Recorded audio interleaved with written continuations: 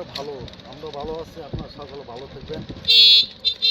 এখানে কোন জায়গা থেকে দেখেছি গাড়ি জানাবেন, জায়গাটা কে কে চিনেন কমেন্টের মাধ্যমে জানাবেন।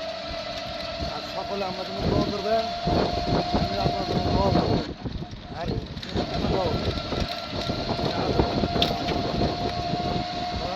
দেখেছি টমটম দিয়া গাড়িতে সাথে সাথে বন্ধু রহিস আর আমি আর তোমার মতো